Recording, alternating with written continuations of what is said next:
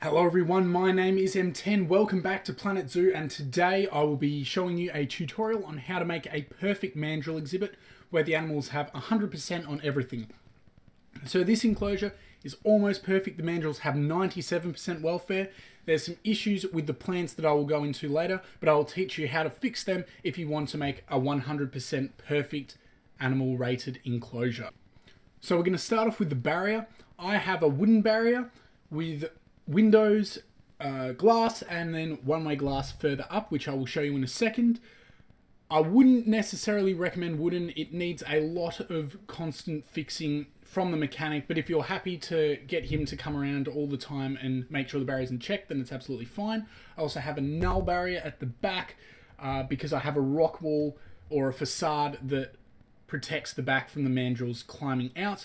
Also make sure on your wooden barriers that you are using climb proof. You don't want the mandrills escaping. As you can see, I'm checking the navigable area right now, and always use this heat map to make sure that there are no areas that the mandrills can escape from, especially since they are climbing animals. It is of the utmost importance. Speaking of navigable area, mandrills require just under 500 meters squared of it. However, because this is sandbox mode, I decided to give them plenty of space, with this enclosure being over 3,000 meters squared as far as navigable area goes. Alongside this, they also need some climbing area as they are climbing animals. I have given them about 300 meters squared. It's really weird. It depends on the animal that I click on, the amount of space it says I give it, but they only need about 80 meters squared.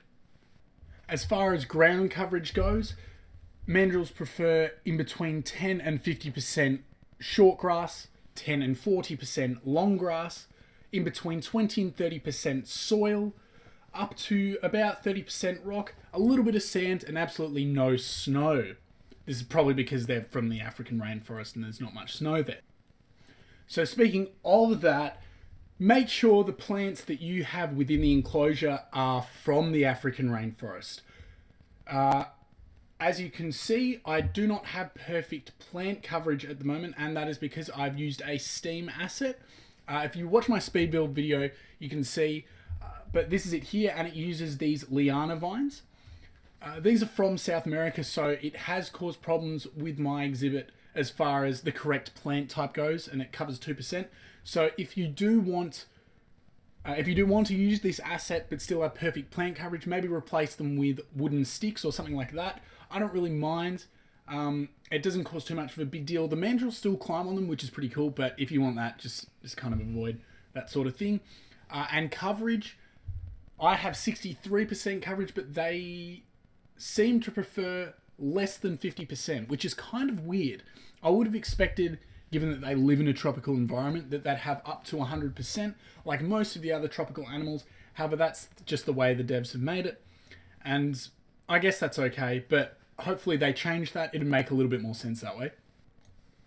So, as far as social aspect goes, mandrills like adult groups of in between 5 and 8 with one male. The rest are all females. That way you avoid any fighting for alpha status or overcrowding issues if you keep it between that or bracket.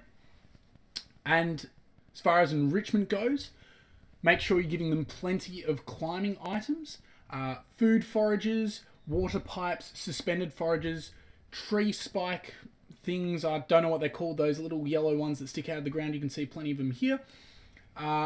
Climbing platforms and other things like that. Now, just a little thing to note, make sure that the feeding platforms and other enrichment items can be reached by the zookeepers if they need to reach them, specifically feeding. If you do have like climbable areas and you want to put enrichment items on them so that the mandrills go up there, make sure you're putting items such as cardboard boxes, balls, or sleeping areas so that the keepers don't have to worry about trying to get up there. That won't cause any problems if you do it like that. So that's all I have for you today as far as tips, tricks, and tutorials go. If you want to see more, or if you want to see how I made the exhibit, check out the playlist that I will link at the end of the video. It has all my other Planet Zoo videos. If you like what you see and you want to see more, make sure to smash that subscribe button, smash that like button, comment, turn on notifications, I guess, and share the video. So yeah, I'm enjoying playing this game. I have heaps more content lined up for you, but if we can hit 50 likes on this video, and it might be a bit of a stretch, but we'll see. If we can hit 50 likes, that would be greatly appreciated, and it's way more enticing for me to put out more content. Anyway, like I said, thank you very much for watching, and I'll see you all next time.